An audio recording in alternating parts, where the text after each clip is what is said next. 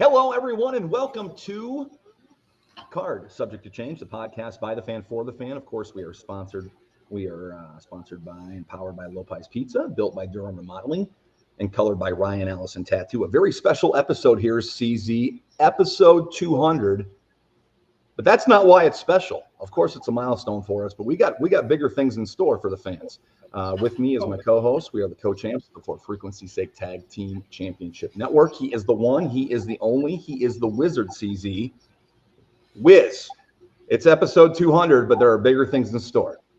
That's very true, and I am so excited. We got to speak with this lovely woman a year ago at the Sandra Lee Memorial Car Show. Thank you, Ricky Lee. Appreciate that. She came on, talked to us for about 10, 15 minutes, and now we get to pick her brain a little bit more because we promised she could come on and talk about her book. I am talking about the original Glow Girl, the one, the only, Jeanne Basone, Hollywood. Jeanne, how are you today? I'm really good, guys. Yay, we're back on again. This is great. Thanks for having me. Absolutely. We're back together, but there's one thing that's different. We got this in hand now. Right? Before I was just talking about it. That's here. right. How much has your life Super changed excited. since the book has come out? Oh boy. Well, first of all, just to have all your words when you first get it, and you're just like, holy mother, everything that I said is in here. It's just amazing. You got I gotta pinch myself. I almost wanted to have a little tear there because again, this took a long time. I mean, if you and then some. Once I finished it, then I thought, oh my gosh, I forgot about this. What about that? What about that? What about that? I could have made this so much longer.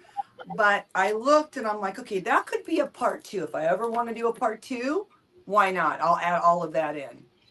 For now, these 400 pages, because it's almost 400, it's done. And what can I ask you guys? Do you like the way it's formatted? I mean, this is self-published. This is not. Oh, I love how it is. I love how it's broken up the way it is. Yes, I really do. And my biggest compliment about this is not a knock, it's a compliment. This is such an easy, engaging read. I had it read in 2 days. Yeah. I did. Yeah, And that's what I wanted. That's good.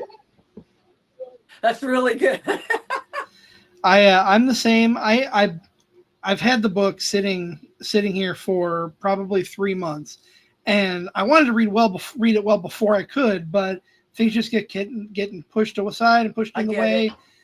I sat down and I felt when I first started reading it this weekend, I felt like a kid in college getting ready for finals, just cramming for the final exam before we had you on. But like Nick said, it's an easy read. It was wonderful to go through. I loved all your memories in there.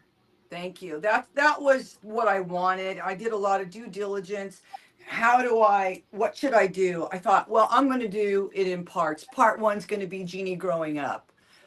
So if you wanted to skip that part, you could go straight to part two, which was the audition for Glow, and read that. If you weren't interested in that and you want to see what's happening after the fact, that would be part three. And I just figured it would be easier if someone skipped to what they really wanted, or all of it, So, and also because it's self-published, I didn't want it to look like a self-published book. I wanted it to look like one of the 5 major ones, random, Hachette, any of those went through there to do it. So I hired someone to do my cover and back cover. And then I knew, I wasn't sure about the cover at first, but because I was having issues with this cover, the back cover, I thought, you know what?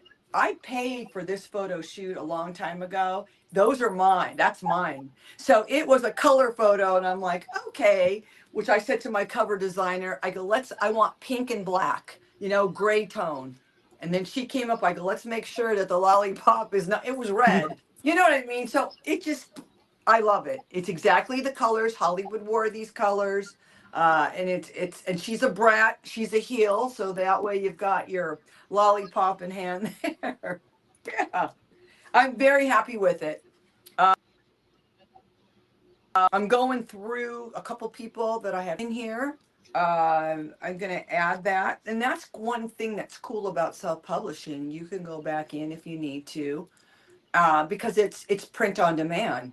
So that's great. So I added a few things. I'm not done with that. And then I have it in Ingram Spark. That's like if you wanted it in your mom and pop shop, or you wanted it over at Barnes and Noble, all you got to do is give this number, the ISBN number, which is on the back, and they can bring that. See the number on the back, guys? Oh yeah. That number right there, you could say, hey, do you guys carry this? And you just give them that number. They just look it up and then they'll order it. So that's with a company called Ingram Spark. That means it could go at Hudson into the airport, or like I said, into the mom and pop shops. Yeah, I'm super excited about it. I'm still doing a lot of stuff about it to advertise. There's something called Book Talk, which is like TikTok, but it's Book TOC. And there's some other ways to promote going in and doing a signing in Barnes and Noble, plus all the conventions. You know, I brought this over to WrestleMania when I did WrestleCon, and it went really well there. We had a local convention here that I sold a bunch, and then I've got let's see what's coming up. July 13, 14, I think, or 12, 13 is HorrorCon, which is here. It's a smaller one, but I'm going to bring these there, which is going to be fun. Cauliflower Alley Club. I've got so many people who are coming to Vegas. Are you bringing your books? Absolutely, I'm bringing these books. These will be there, I promise. And then I'm not sure. Oh, The Gathering, which is coming up August 1st and 2nd. I will be there, and these will be there as well. I'll probably mail them over to my promoter beforehand, because these are heavy. Putting these in a bunch of these in a suitcase, forget about it. Yeah, I can imagine. Yeah, they get heavy, but super excited about it. So yeah, I'm glad you guys have your copies. Absolutely. I can attest after meeting you and interviewing you before and having you here and reading this book, like the thing that stands with me the most about you is like, you're legit. Like you're not fake. Like you are a genuine person, and people can tell that right away, and people know that. And like the fact that you're so genuine, I think, and you put it all in here, and people have known you for years, know that you're genuine, and this just puts the icing on the cake for me, and puts it in book form. That's really sweet, because you want your personality to come out. You know what I mean? You want that. And what I tell people too, it's classy. It's not a trashy book by any means. I mean, I have some bullying stuff that really happened that was dear to my heart, but I put that in there, and I was very careful not to mention names. You don't want to hurt people, but you also want to let people know how it is to feel like that it's kind of, I don't know. I mean, we got made fun of when we were kids, and we didn't know that was called bullying. I just think it's so rude when people, I know why they do it. We all know why people do what they do, and it happened to me, and it's just like, it's so unacceptable. It's such a nasty, ugly trait. My parents did not bring me up to be like, did step out of line? Yeah, I got spankings. Let me tell you, I got in a lot of trouble. You saw this stuff. Hey, I'm a rebel. And if you read through this, you know that I was like, I'm doing this. And yes, I did that. Yeah, let me just tell you, I had a great childhood. And then after that, I pushed everything to the limit as much as I could. If there were drugs in school, well, I had to try that. Sorry. it's just a different generation, and I'm not going to lie about it. My parents were not, they did not bring me up to be like that, but just it's what you do when you're young. It happens there. And yes, there's peer pressure, but mine wasn't peer pressure. I thought, I got to try this. Everybody else is doing it. Well, I'm going to try it. And I, again, like I Right. said, I'm glad today's generation is different, because they are. I think some more kids are a lot different than I was. I'm sneaking out of my house at nighttime. That's terrible. I just wish that the communication with my folks would have been different. And maybe that's my fault. Maybe that's their fault. I was like, nope, they're going to say no. So I might as well just sneak out and do it anyway. Stupid. Stupid. I like that you bring up your rebel side, because I think one of the best stories from this book is your you and Dominic Mysterio have something common. You guys have done some hard time. Oh, the true crime one.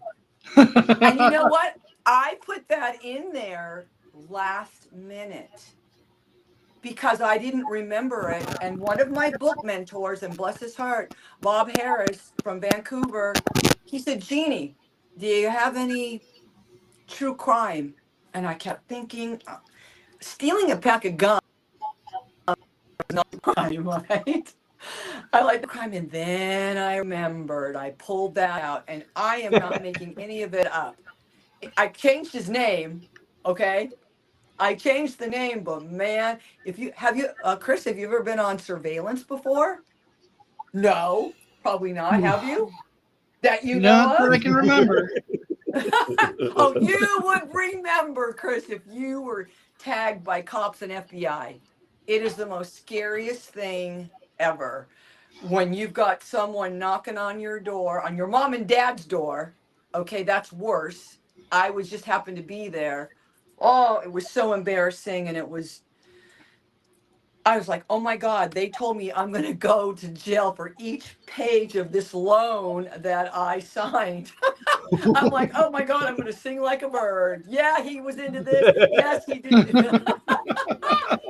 Yeah, so that came out, I put that particular part in last minute, and I'm so glad that I did, because yeah, I am not exaggerating in any manner in that whole situation. I was cool, but Dad was all nervous, and I mean, you wouldn't think my dad was nervous. He was cool, but it was so uncomfortable, you Yeah. know.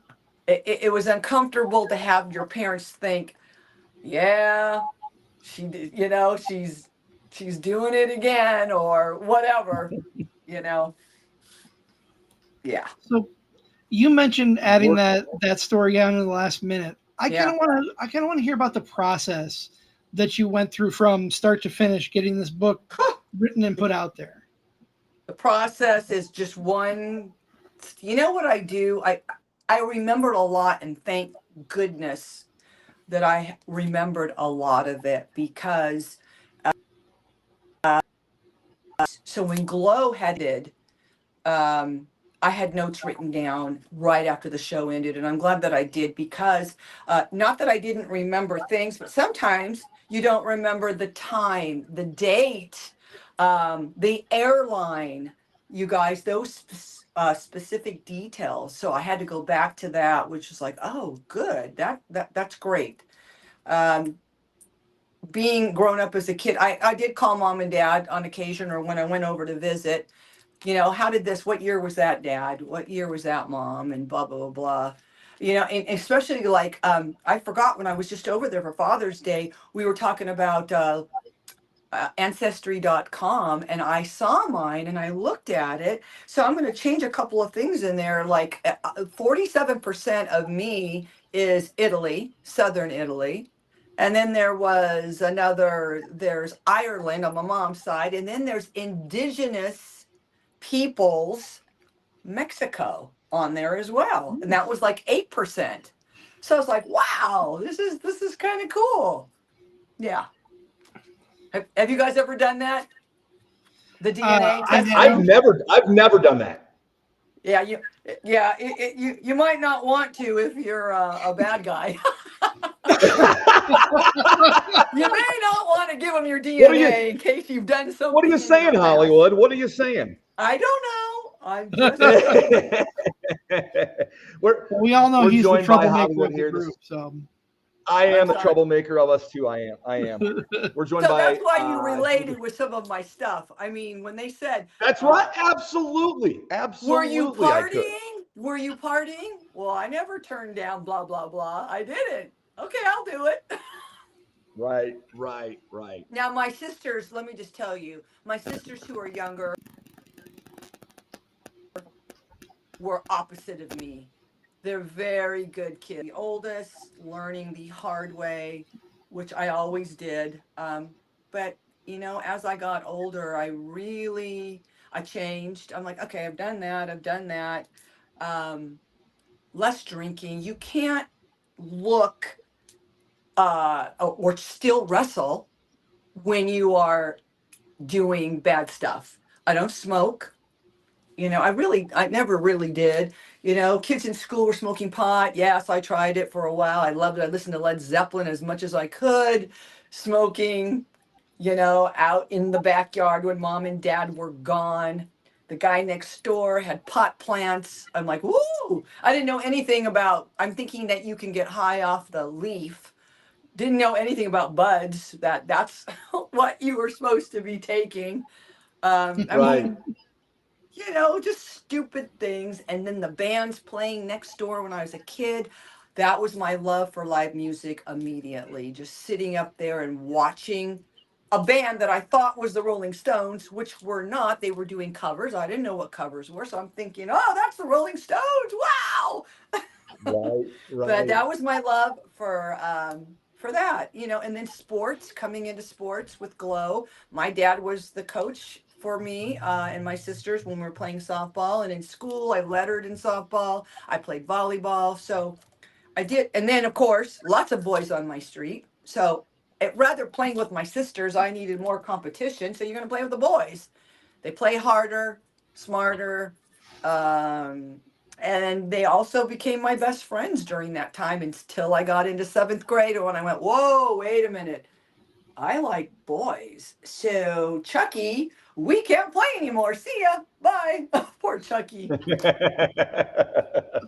He was my best friend. I think he was a year younger. Oh, poor, you know, what a sweetheart. It was kind of fun going camping with his family, to the beach. My childhood was just, I loved it. It was great. We were just middle class family, by the way. So we're not going to Disneyland like these kids get to go all the time, or going to Hawaii or traveling. I'm like, I didn't get to do that stuff. We were in the family station wagon and we went to, you know, the Grand Canyon and Carlsbad Caverns, and went to see where Kennedy, Daly Plaza, where Kennedy was shot. You know, those things, that was our trip, you know, visiting relatives along the way and then hitting those places. So the childhood that I had was just, it was lovely. I couldn't change that again. The only thing really that I would like to have changed is more communication. I think parents, you have to have more communication about, you know, what if instead of me sneaking out, would they have liked, they would have hated if something happened to me. What if I just said, hey, I know I'm supposed to be in at 12, but can we do 1 o'clock? If I would have done later, I wouldn't have been sneaking out. right. You know what I mean? Yeah. Communication is so important, especially now with kids. So I would say to kids, open up. It's okay. What are they going to do? Say no? That's right. They just would have said no, but maybe they would also, you know, what's the word I'm looking for? I can't think of it at the moment, but, you know, both of you coming to terms that, yeah, let's compromise. Yes, they would have compromised with you. See, I always need help with some of those. Yes. And I wish I would have had that more compromise. We are chatting with Hollywood, Jeanne Basone. We are chatting about Hooray for Hollywood. It is available wherever you can find your book. On my Etsy site or Amazon. That's right. What was the most difficult part about writing this book?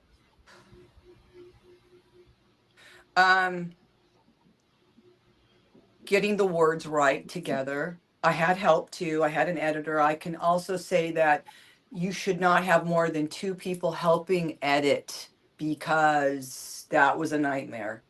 So I'm editing on my Mac computer and somebody else is editing on a Dell computer. Those don't communicate right. They don't, because I'm looking in here and I'm like, wait a second, that word is supposed to be spelled that way. So they're spelling words, and no disrespect, but I'm like, oh, and then glow. Everything that you see in there, if you see GLOW, I have it italicized and I have it in capitals, uppercase. So I had to go through that. That to me was the hardest part than writing it. I had everything down.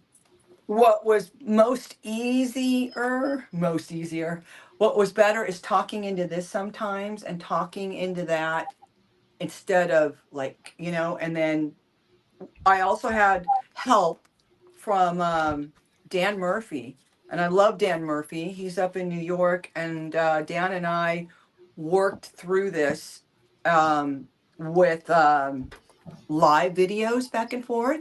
So he'd ask me questions and then he'd write we had it all recorded down, and that helped a lot as well. So that process always helps, especially when one other person, I mean, they're my words that were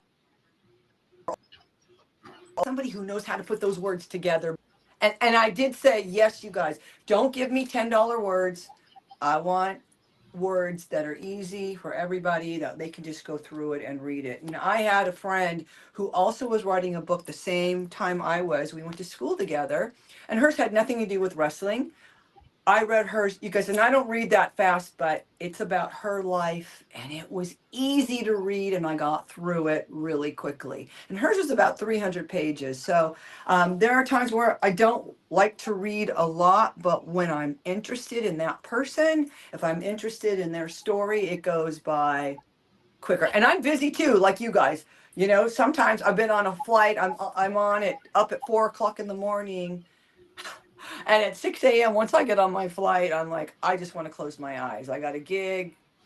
I got to look good for. I need some rest. So it is hard to read. So I understand, Chris, when it's difficult, when other things come up, you have family, you have other things going on. I get it.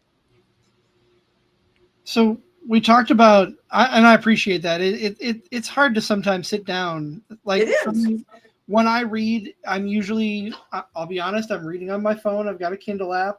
Good. For the most part, and I'll read. I'll have the lights turned off. I'll be in bed laying down. I'll just read for maybe 10, 15 minutes before I go to sleep. That's the best way to do it. You know what I started doing, you guys? Okay, so if you have issues reading the way I do and paying attention, I would watch, like, right around 6:30 or 7:30. I like to turn off all of our electronic stuff. I want to watch some of my Netflix, whatever. I want to watch some of my series that I'm watching. And even if it's not, maybe it's a basketball game with someone, but once a commercial comes on, then the commercial comes and then I start reading, and I can do that just as well. Yeah. Commercial, I start again. Like if there's a commercial, you can sit there and read 3 minutes, put it down, 3 minutes, put it. I'm serious. That's how I got through the book of my friend's book. So you could do that with this just as easy, for sure. What has been your favorite part about the experience of writing this book and putting it out to your fans? Having my fans come back with reviews. That is my favorite part. That just makes me feel like what you guys just said. Did it in 2 days, got it done, and someone who can relate to it. I relate to you growing up and all the stuff that you went through, because I went through that. So to me, hearing the reviews from everybody is precious. I love that. Then I know I've done what I wanted to do. I got across what needed to get across. And there are a lot of ups and downs. And also what I got out of this, when I started to go through it again, to reread it, you guys, looking at spelling, and you'd never want to repeat anything. That's also, but going through it and going, ooh, losing something or someone or a pet or a family member, you just go back down into that feeling again. It's so like it happened for the first time. It's so weird. I don't know if you guys do that. Right. But you'll get to a point where you just like, ooh, okay, let's go back to a happier part over here. Yeah. Yeah. Or that first time going to Disneyland that you remember. Those are fun stuff. My first audition, getting into Glow, being nervous, but being young and being fearless. That's what you are. You are learning something for the first time, especially when you're young. You're fearless. Oh, yeah, I got this. Oh, ram your head into the turnbuckle. Who can do that? I can.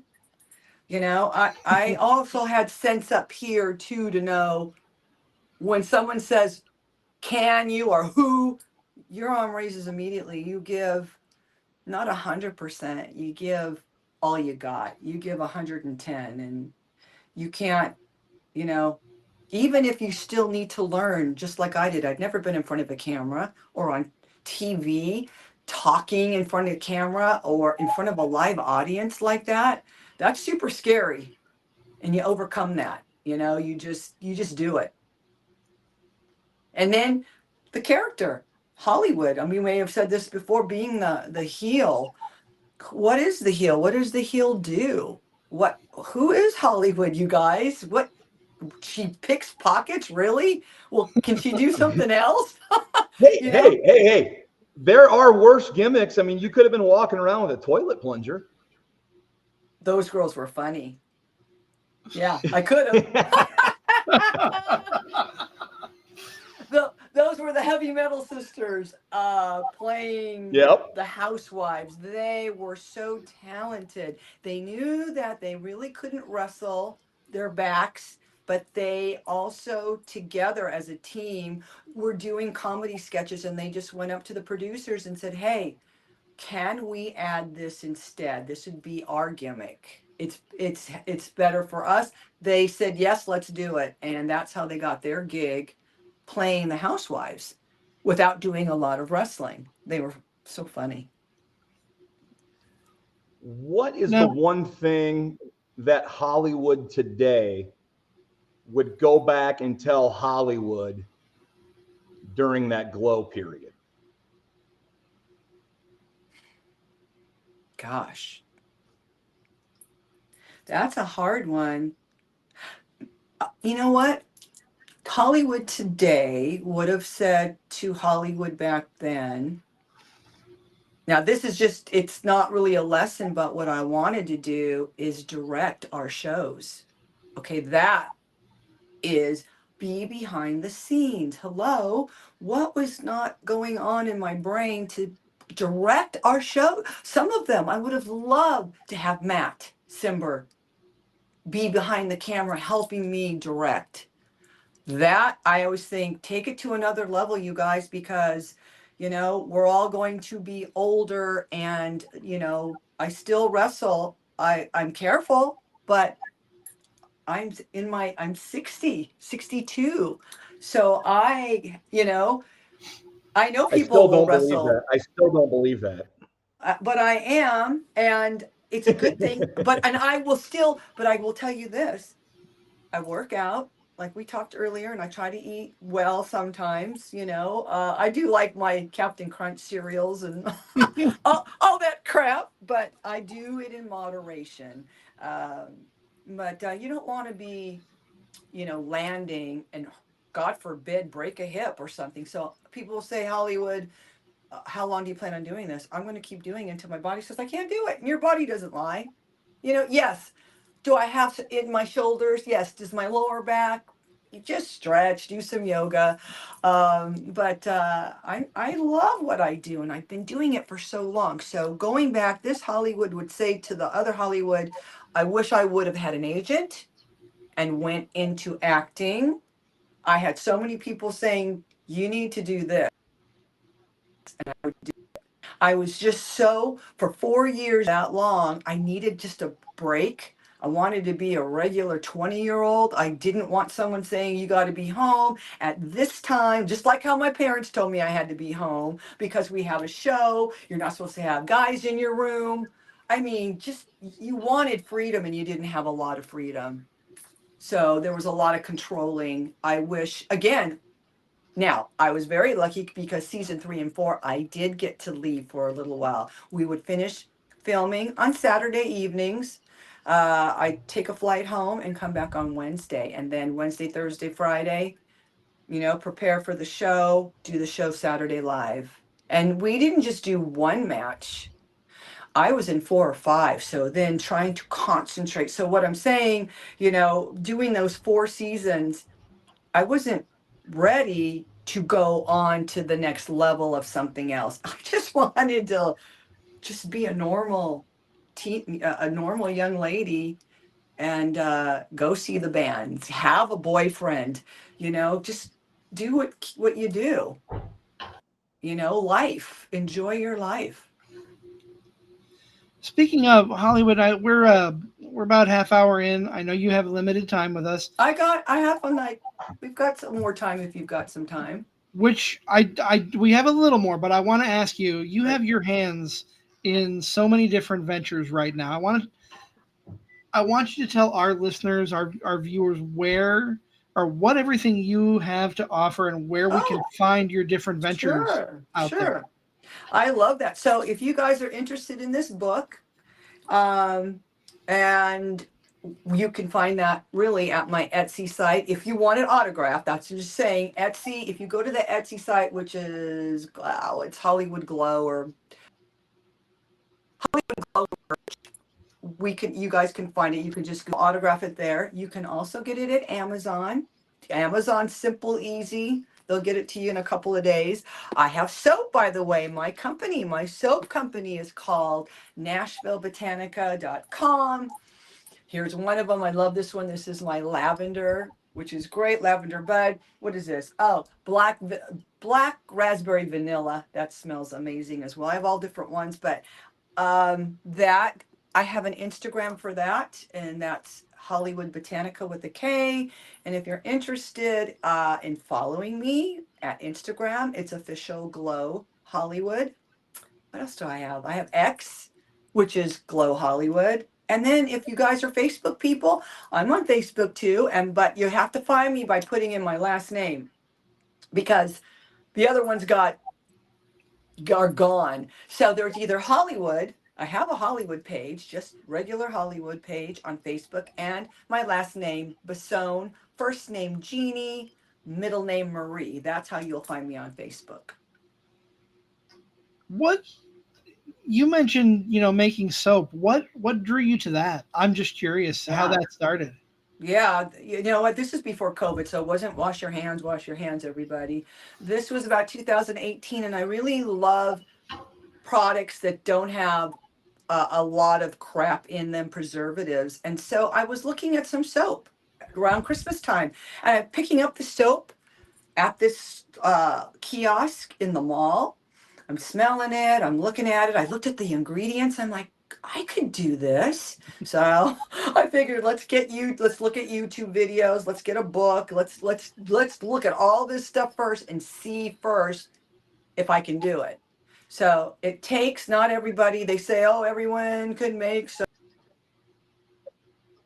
So can you make it where you can sell it okay for everybody? Because you got to put chemicals together. All right. This is organic coconut oil and olive oil. You need distilled water and sodium hydroxide to make. You got to put all those liquids, because they're all liquids, together. They have to be a certain temperature within 10 degrees of each other. Kind of, the consistency is kind of like cake batter. It is. Pour it in, you're adding your essential oils, and then you have soap, which, and I just thought that's kind of cool. And at first I was just making it for myself, making it for my family members.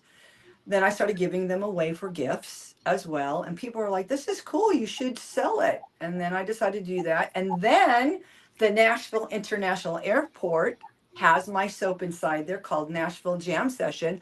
I was there on Friday doing a little TV show called Ticket to Success. They were interviewing people for their TV show that have products or own a store in an airport. And that was pretty fun. And I'll let you guys know when that comes out. But Yeah, and definitely. plus, they're going to have my book in that store. That's amazing. I've been blessed, you guys. I really have. You know, I'm very. I think if you treat people the way you want to be treated, it always comes back to you. It does. And, no one's perfect. I'm not perfect. Hell no. But we live and learn from mistakes and then hopefully do better after we've learned from those mistakes. And that comes across so well, not only in your book, but in speaking with you the couple times that Nick and I have had to share with you. Thanks. So thank you. This has been an absolute pleasure having you on the show. I'm glad that you guys had me again, Nick and Chris. You guys are A-okay in my book all the time. Well, I remember I said, when we met you, Yeah. I'm working on a book, but it's not out Right. yet. And I'm like, when it comes out, we're gonna have you Yeah. on. And you're like, oh, And you okay, did. okay, and here it is. So it's, yep. I'm very humbled It's so cool. and grateful to do the podcast for not just you, for everybody. So I mean, this is just, you guys help me. You get my stuff out on the air and promo it for free. It's truly, I'm truly grateful. So thank you. And we are grateful for you. Thank you as well, so very much. Thank you. Thank you guys. You guys are the best. And when book 2 comes out, when that second part comes out, Is let there us a know. second? Yeah, what's the next thing for Hollywood? Is the second book coming? Woo-hoo, maybe book number 2, something. Yeah, I'm always thinking, got to rebrand yourself. That's a whole nother thing.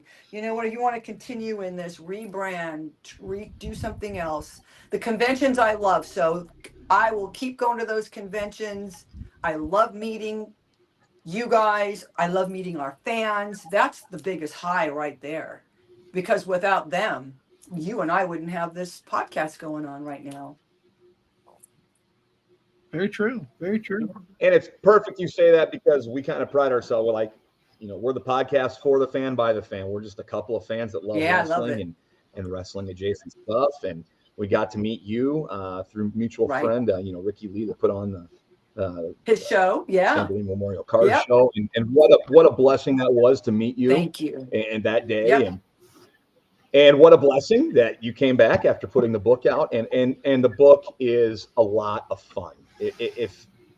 Thank you. I love reading biographies, because I always love reading other people's journeys, other people's lives. And it's well written, it's easy to read. And I think if you're out there and you want a book to read, I can't my summer reads list right here. Hooray for Hollywood. Awesome. Take it to the beach, take it to the pool, take it to the deck. You guys are awesome. I don't care, but it is. Thank you. Yeah, and everything in there is, I'm not bullshitting. There's no exaggerations. You get what you get. Absolutely. And that's what, absolutely. Jeannie, it has been an absolute pleasure speaking with you today. Thank you so very much for your time. All right, Chris. Thank you. Nick, thank you so much. I really enjoyed this. You guys have a good day. You as well. Thank you very much. Thank you, Hollywood. Bye-bye. Bye, everybody. Bye-bye. And that is going to wrap things up for us here at Card Subject to Change. What an amazing 200th episode, Nick. Yeah, that really went by fast. And I mean, you see how down to earth she is. And she's genuine. She's as genuine as they come. And that's when I tell people, who have you been most blown away by that you met? And she's easily in the conversation, because she's genuine, she's endearing, and she actually she cares. She has a conversation. She does. And she's right. And, the fans, they're very thankful for the fans. And it shows. She takes time for fans. Took time for a couple guys that have a podcast that's celebrating their 200th episode. So that means a lot to us. So thanks again to Hollywood. That's Jeanne Basone. very interactive on social media. She's always putting stuff out. So, make sure to follow her and grab the book once again if you get a chance. Hooray. Very good read. We both recommend it. And I hope we can, I love sitting down and hearing about her process and writing the book. I hope we can do that with more people. I know there are plenty of books out there for wrestlers across the universe. So I better get busy on booking, right? Better get busy booking, man. Yeah. Wow. Well, we're 200 in. I guess I don't know what the next milestone is, but whatever it is, we're glad that you're here with us. Like, follow, share, subscribe. Any way you can get a hold of us, follow us on socials. We're both very interactive. This is our long form show, our short form show midweek.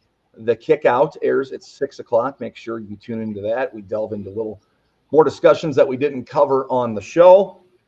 But I think that about wraps it up. We tore open the presents, we took off the bow, and we crossed the threshold of episode 200, partner. The only other thing that I will mention, since we're promoting stuff, is it is the final Wednesday of the month this week. So be sure to join me and Zach Takis over on the Wrestling with Fitness page for our 5th episode. We'll be joined by the Golden God, Bryce Jordan, talking wrestling and fitness. I'm excited about that. And then we'll be back here next Sunday for another edition of Card Subject to Change. So, absolutely looking forward to it, partner. Absolutely. This is going to be, we're 200 in. They've been great episodes, and they're only going to get better from here on out. Here's to the next 200. For my tag team partner, Mr. Never Wrong Nick Bull, I am the Wizard CZ. This has been another edition of Card Subject to Change, and we will see you right here next Sunday for the next episode.